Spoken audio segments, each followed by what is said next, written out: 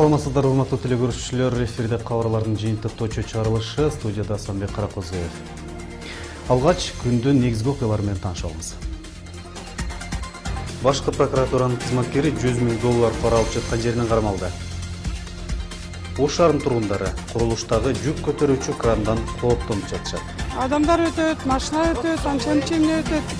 Кыйын да бул жерден өтүп. Ош шаардык кеңешинин токтомдору аткарылбай жатабы. Devletin toplumları atlar vakit gerek, mümkünlük gerek.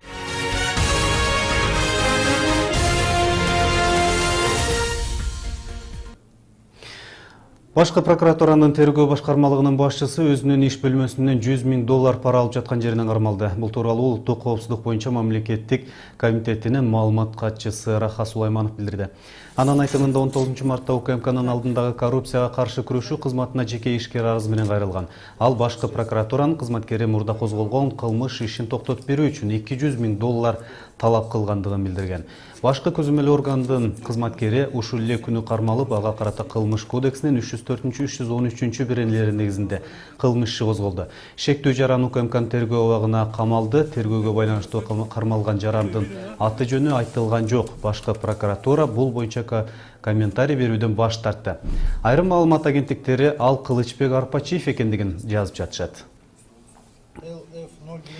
Кече 24 мартта Кыргызстандын айрым аймактарында шамалдын ылдамдыгы секундасына 25-30 метрге жетип, бир катар объекттер жабыркады. Өзгөчө кырдаалдар министрлигинин бүгүнкү маалыматы боюнча Талас облусунда Аманбаев, Акчей, Маймак айылдарында 199 турак үйдүн жана 8 социалдык объекттин 5000ге жакын шиферин шамал учурган. Ошондой эле Чүйдүн Сокулук, Кемен райондорунда, Баткендин Баткен, Кадамжай райондорунда жабыркоонун кесепеттери такталууда. Адам өмүрүнө зыян келтирилген учурлар катталган жок.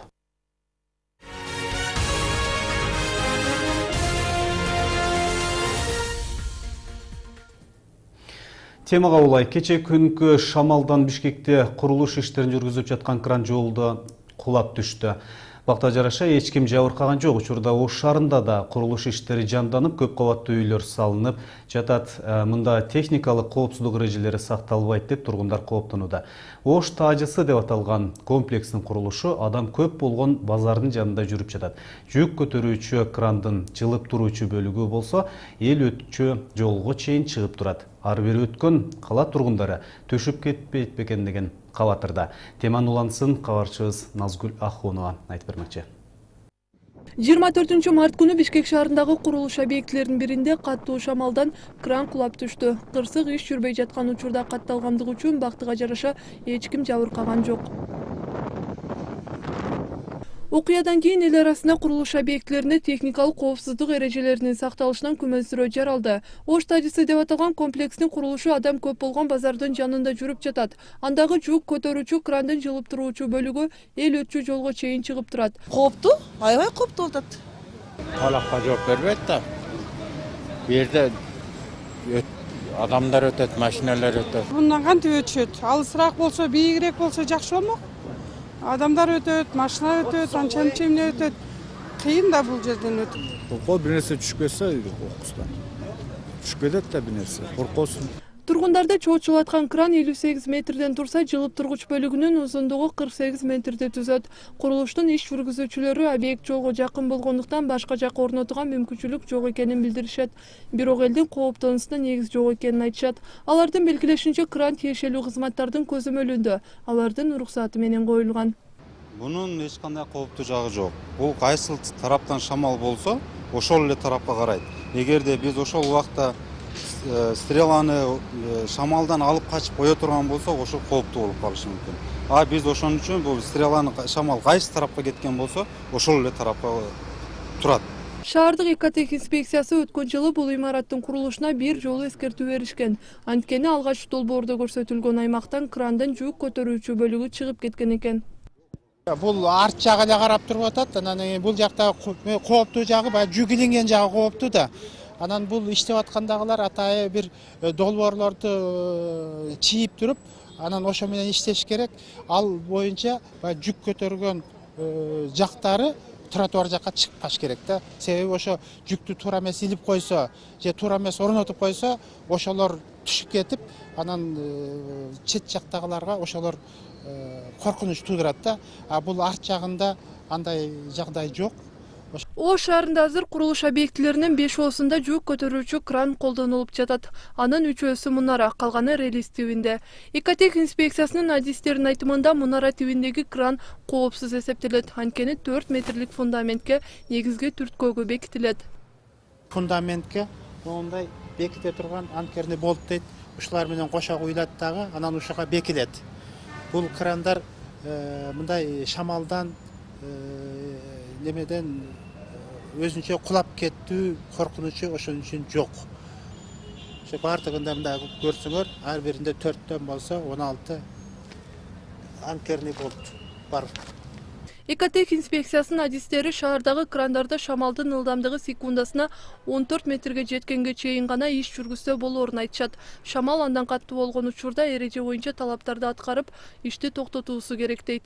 Бирок каттуу шамал болгон учурда релиз тибиндеги кранды кулап түшүү коркунучу бар экенин кошумчалашат. Эске сала кетсек, Ош шаарында мындан 20 жыл мурун кран кулап түшүп, кран башкаруучу жаратылган болчу. Назгүл Ахунова, Эдил Эгемберди уулу, Ынтымак.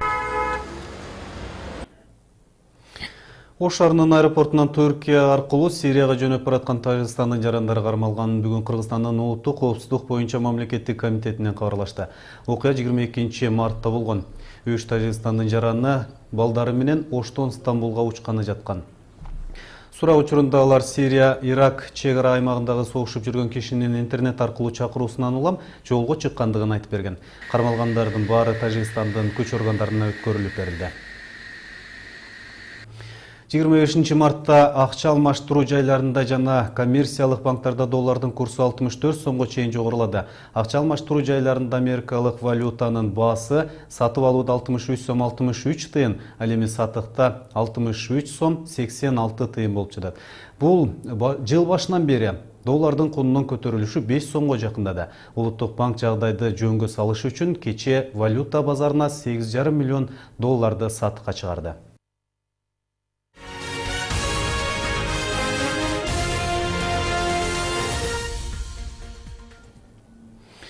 Ош шаардык кеңеши тарабынан чыккан токтомдор аткарылбай жатат. Бул тууралуу бүгүн кала башчысынын жылдык отчетун угуу маалында билдирилди. Шаар мэри Айтмамат Кадырбаев 2014 жылдын жыйынтыгы менен дээрлик бардык иштер ашыгы менен аткарылып өттү деп баяндама жасады. Ал эми шаардык депутаттар болсо аткарылбаган иштер толтур экендигин айтышат. Ушул сыяктуу кайчы пикирлер, талашка түшкөн маселелер кабарчыбыздын материалында. Жыйындын күн тартибине коюлган алгачкы маселе Ош шаарынын 2014-17 жылдарда өнүктүрүү программасын угуу болгон. Ал боюнча кала башчы Айтмамат Кадырбаевке сөз берилди. Ар бир баяндамачыга 10 мүнөт гана убакыт коюлган. Кадырбаев 9 барак отчетун окуп, 1 саат бою 2014 жылы мэрия тарабынан аткарылган иштердин ар бирине токтолуп өттү.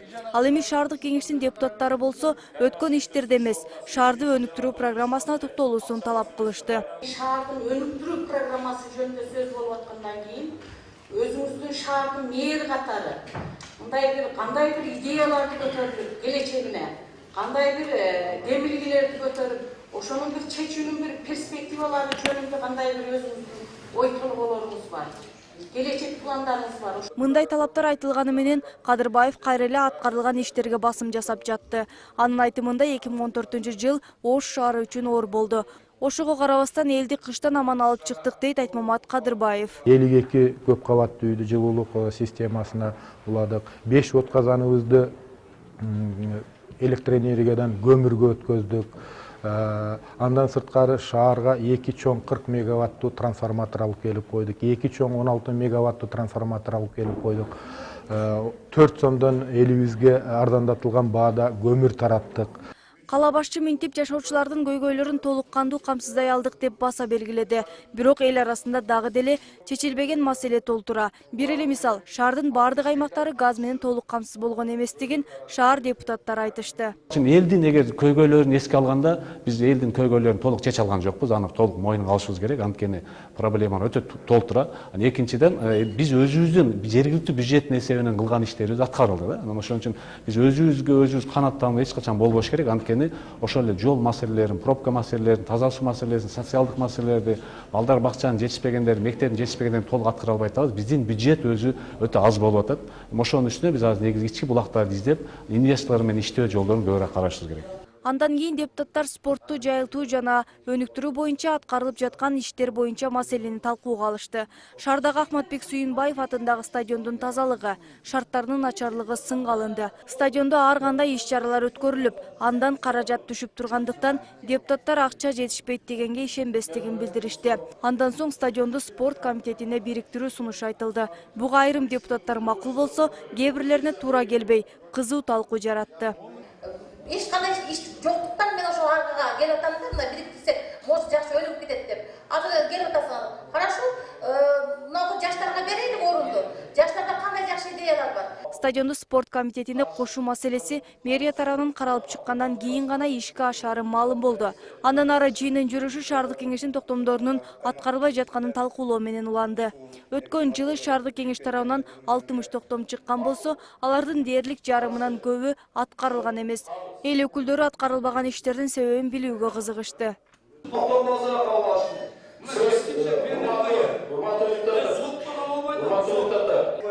Кейдегі тоқтамдар атқарылуға уақыт керек, мүмкіншілік керек. Бұға бір мисал айтып қойып, мысал үшін, мынау жеткіншек лагерь бойынша ушул жерде тоқтамдар жазылған, ушуны шаардын балансасына алуу деп жазылған.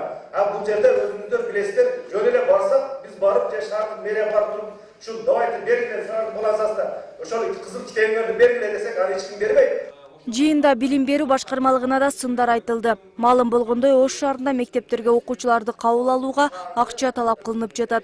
Мындан сырткары ар бир классты жасалгалоо жана башка жумуштар үчүн акча чогултулат. Буларды депутат Талант Капаров билдирип, бирок кайсы мектеп экени ачыкталбады. Не керек болгондо мектеп мындай неменен государственный мектептен. Болсо давай частный неме кылгыла да, коммерческий неме кылгыла, айда 100 доллардан төлөп балдарды окутайлы. Bir жерге bir баланы жайлаштырам десең, 200 доллар турат, уялбай. Ачык айтайын, ошону бербесең, буга мектепке кирбейт. Детсад деле окутуусунда.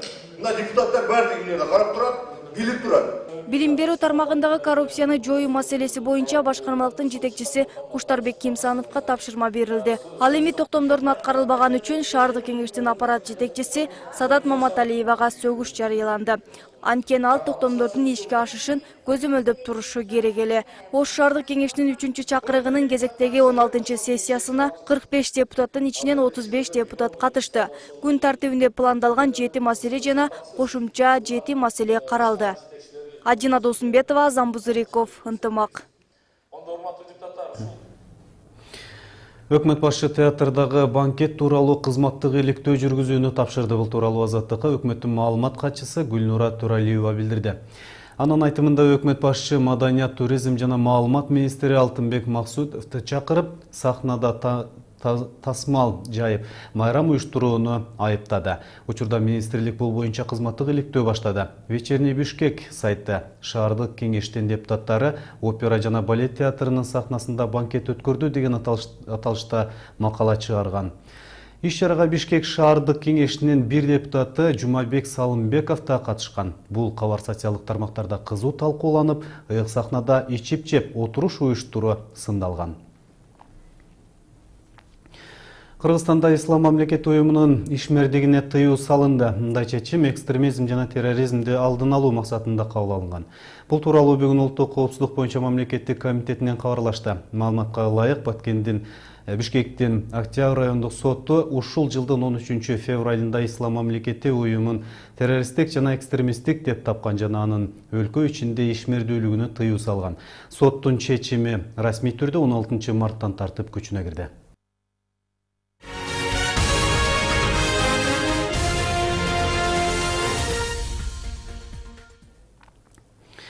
Баткен облусунун тең жарымын электр кубаты менен камсыздаган зым тирегичтерди уурда алып кеткендигинен улам 400 миңдей калк электр энергиясыз калуу коркунучунда.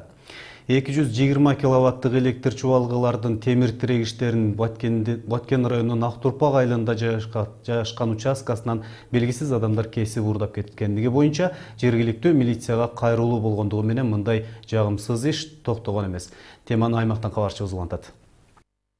Бул жогорку чыңалуудагы электр чубалгылары Кызыл Кыяш шаарындагы Алай көмөкчү чордонунан Баткен шаарындагы Айгүлташ көмөкчү чордонуна тартылган электр аба чубалгылары. Ушул жогорку чыңалуудагы электр линиясы аркылуу Баткен облусу электр энергия менен камсыз болуп турат. Стратегиялык маанидеги бул чубалгылардын өзгөчө макамы бар экенине карабай, темир тирегичтерин уурулар уурдай баштады. Биз 13 март күнү келип караган учурда ушул апаралардын угольниктердин урдалганын байкап, керектүү жетекчилерге жеткирдик. Энергетиктердин айтымында, эгерде чубалгылардын тирегиштери мындан арыда кесилип уурдала берсе, анда зым карагайлар кулап, Баткен облусу бир нече күнгө электр энергиясыз калып, өлкөбүздүн түштүгүндөгү энергетикалык кооптуу абал жаралышы да мүмкүн.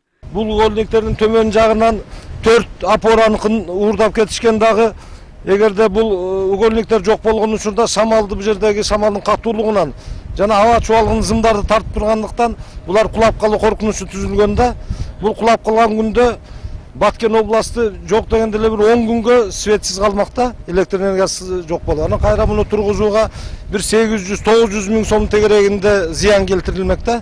Бул иш боюнча энергетиктер алгач жолу уурулук болгондой эле дароо Баткен райондук ички иштер бөлүмүнө атайын арыз менен кайрылган. Бирок тергөө башталып 5 жылганча уурулук андан арыда уланыптыр. Баткен райондук милиция бөлүмү учурда бул окуя боюнча кылмыш иши козголуп, тергөө амалдары жүрүп жатканын айтышат.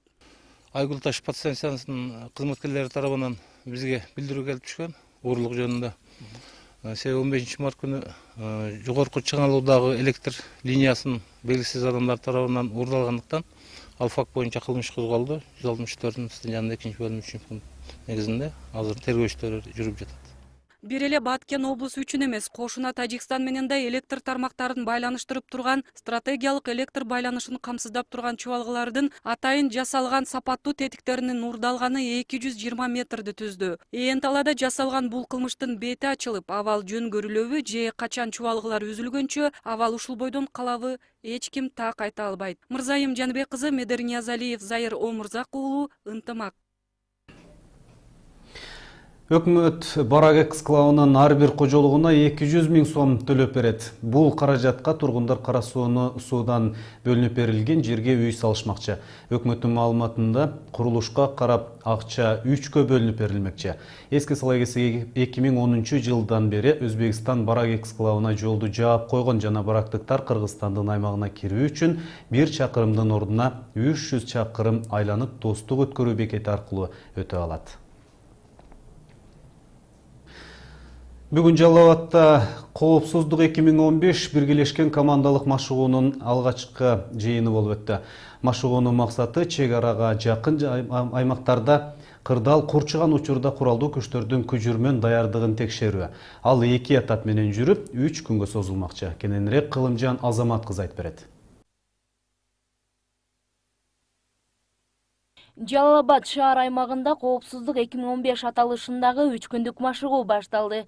Анын ачылышында куралдуу күчтөрдүн генералдык штабынын башчысы Асанбек Алымкожоев жана жергиликтүү бийлик өкүлдөрү катышты. Ушу элге эгерде ушундай өзгөчө кырдаал болуп калса, же болбосо аскердик абал болуп калса, кантип биргелешип территорияны сактап калыш, элди сактап калыш, элдин кызыкчылыгын сактап калыш, ошол биздин максат. Ошону аткарыш үчүн мындай ар кандай күчтүндөрү болгондон кийин аны дайыма ушундай бир мезгили менен ушундай машыгууларды өткөрүп туруш керек. Бул мезгилдин талабы. Машыгууда запастагы өздүк курамдын өзгөчө кырдаалга болгон күжүрмөн даярдыгын текшерүү, сырткы коркунучтардан коргонуу максатында күч түзүмдөрү менен жергиликтүү бийликтин биргеликте иш алып баруусун камсыздоо. Бул өздүк рота бул кайсыл жерден деп суроо түзүлүп атат. Өздүк рота бул аскерге милдеттүүлөргө, запастагы аскерге милдеттүүлөрдүн эсебинен бул жерде тизилип турат. Азыркы учурда мына өзүңүздөр көрүп аткандай өздүк рота тизилүү, өзүнүн формаларын алышты. Азыр болсо өзүнүн жата турган жерине барып, бул профессионализация болуп, ошол жерге размещение 3 күндүк ошол жерде аскердик жыйын өтөт. Өздүк рота бул ошол Жалал Абад шаарынын өзгөчө маанилүү объекттерин кайтарууга түзүлгөн. Машыгууну өткөрүү үчүн шаардын аэропортуна аскердик техника жайгаштырылып, атайын штабтар түзүлгөн. Күчүрмөн даярдыктардын негизги шарттары ушул штабта пландалат. Бүгүн даярдык аскер техникалары текшерилип, эртең Көкжаңакта машыгуу практика жүзүндө өтөт. Машыгуунун ичинде штаб, түштүк батыш регионалдык штабтын даярдыгын текшеребиз. Ошонун негизинде эле ошо Жалал Абад областына жайгашкан Жалал Абад шаарындагы резервный рота менен Сузак районунун резервный ротасын текшеребиз.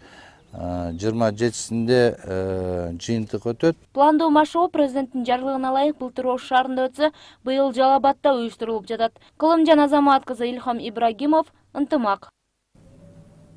Урматтуу көрүүчүлөр, азыр болсо кесиптешибиз Мырзайым Жаныбек кызы да тарабынан даярдалган эл аралык кабарларга көңүл буруңуздар.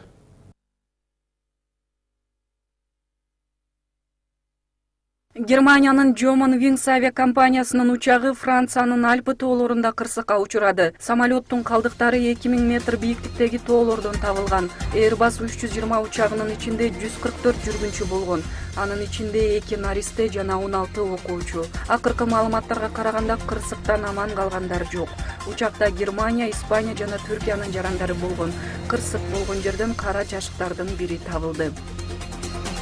АКШ Ооганстандан аскерин шашпай чыгармак болду. Президент Обама бул тууралуу Ооганстан президенти Ашраф Гани менен жолугушуу учурунда билдирип, азыркы 9800 аскер жыл аягына чейин калаарын айтты. Мурдагы план боюнча жыл аягына чейин дагы 4000 аскер Ооганстандан чыгып кетүүгө тийиш болчу. Обама 2016 жылы Ооганстанда калуучу америкалык аскерлердин саны азырынча белгисиз экенин айтты.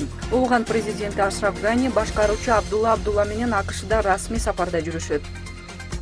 Киев 1 апрелден тартып орус газынан баш тартат. Украинанын энергетика министри мындай чечимди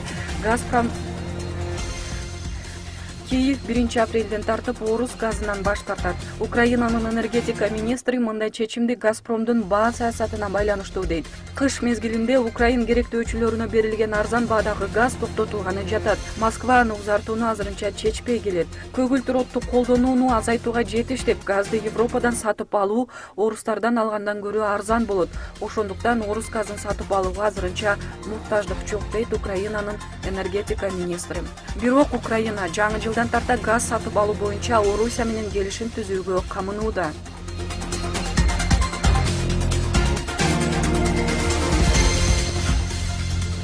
Евробиримдик 2020 жылы жол кырсыктарында каза болгондордун санын 2 эсеге азайтуу милдетин койгон.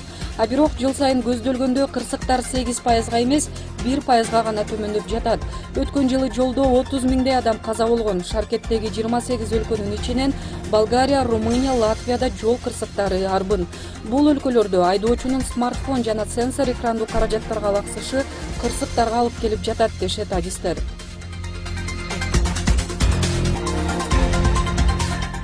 Колумбияда кош бойлуу аял болочокто төрөлчү баласын сатыкка койду. Интернеттеги жарыясында ал өз ымыркайын $80 000 баалаган. 27 жаштагы аялдын азыр 3 баласы бар, ал 4-сүн багууга шарты жок экенин айтат. Анын үстүнө кош бойлуу болгону үчүн аялды жумуштан айдап салышкан. Интернеттеги бул жарыя өчүрүлгөнчө баланы сатып алууга бир нече адам кызыктарлыгын билдирген. Куран китепти өрттөдү деп өлтүрүлгөн аялды жазалагандарды жоопко тартууну талап кылган жүздөгөн адамдын Кабулдагы нааразылык акциясы уланууда. Сүрмө топтун тепкисинен каза болгон аялдын сүрөтүн көтөргөн жүздөгөн адамдар өлкөнүн жогорку сотунун имаратына жүрүш жасады.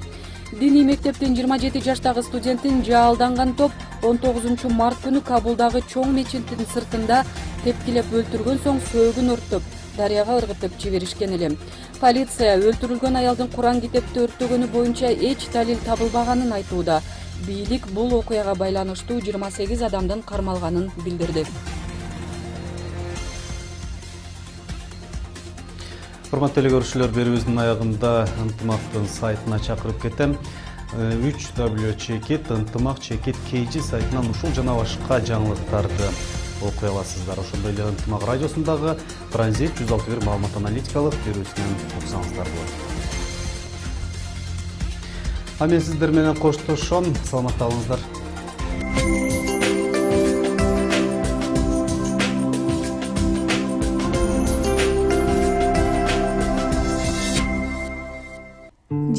Март калынган аба ырайы менен таанышалыңыздар. Эртең түнкүсүн Чүй, Ысык көл облустарынын айрым жерлеринде жаан, тоолуу райондордо кар жаашы күтүлөт. Абанын температурасы Баткен облусунда түнкүсүн 1-6, ал эми күндүз 10-15 градус. Ош областында түнкүсүн 2-7, ал эми күндүз 11-16 градуска чейин. Жалал Абадта түнкүсүн 2-7, күндүз 11-16 градус жылуу болушу күтүлөт. Нарын областында түнкүсүн -4-9, ал эми күндүз 4-9 градуска чейин. Талас өрүндө түнкүсүн -1-4, ал эми күндүз 10-15 градус жылуу. Ысык көл областында түнкүсүн -3 градустан 2 градуска чейин, ал эми күндүз 3-8 градус жылуу. Чүй өрүндө түнкүсүн -1 градустан 4 градуска чейин, ал эми күндүз 11-16 градуска чейин жылуу болушу күтүлөт. Эртең Бишкек шаарында жаан-чачын күтүлбөйт. Батыштан соккон шамалдын ылдамдыгы секундасына 4-9 метрге чейин жетет. Абанын температурасы түнкүсүн -1-1 градус, ал эми күндүз 13-15 градус болот. 26 мартта Ош шаарында жаан-чачын күтүлбөйт. Батыштан соккон шамалдын ылдамдыгы секундасына 4-9 метрге жетет. Абанын температурасы түнкүсүн 2-4 градус, күндүз 14-16 градуска чейин.